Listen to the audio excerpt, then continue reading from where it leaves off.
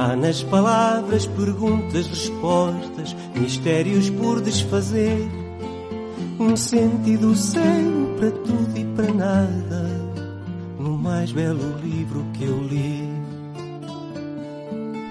Dende Galichega Rescate en Audio. Recuperamos os clásicos da nosa lix. Avide ben as orellas. Cal será o libro que chega hoxe a nós? Do máis belo livro por vir. A obra que escollín para este rescate en audio é Anagnórise, de María Victoria Moreno. É un libro que lín xa de adulto, con 20 e poucos anos, naquela edición incluída na Biblioteca Galega 120 que publicou no seu día La Voz de Galicia e que meus pais coleccionaban. Para min, Anagnórise resultou un fito nas miñas lecturas, pois fíxome ollar de xeito distinto a literatura xuvenil. Eu vía nese texto, nesa viaxe de Nicolau acompañando a misteriosa conductora, pois un espello das inquedanzas, dos medos e tamén das esperanzas dese mozo que eu pouco a pouco xa estaba deixando de ser. Co seu estilo directo, mais cheo de lirismo, María Victoria Moreno pois consegue merguñarnos nunha historia de procura persoal na que o protagonista debe enfrontarse ao abismo do descoñecido tanto no exterior como adentro de si mesmo. Para min, unha das grandes virtudes deste libro é tal vez a súa capacidade para tratar temas universais como a identidade, a memoria, a redención, mas desde unha óptica moi próxima, sensible e profundamente humana.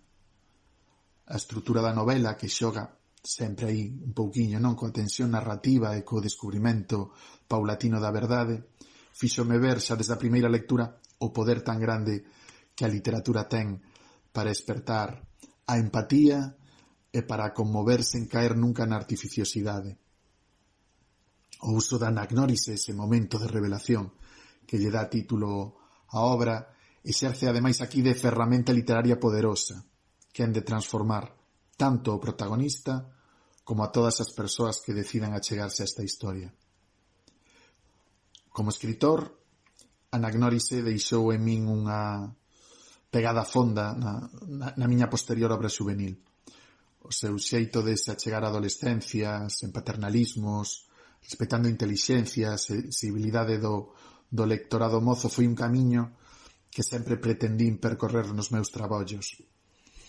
Inspiroume a esforzarme por tentar crear personaxes auténticos, complexos, con luces e sombras, e a non ter medo de abordar temas difíciles ou, en principio, incómodos. Ademais, a prosa de María Victoria Moreno loce fermosa e loce precisa, e lémbranos que a literatura xuvenil tamén pode e debe coidar a linguaxe, fuxindo de tópicos e apostando sen ningún tipo de dúbida ou cortapisa pola calidade literaria.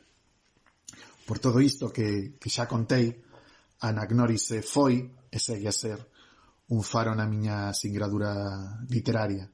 E desas obras que non só se len, senón que quedan despois para sempre vivindo dentro de nós, iluminando tanto as páxinas que escribimos como as historias que soñamos poder escribir algún día. Do mais belo livro por vir.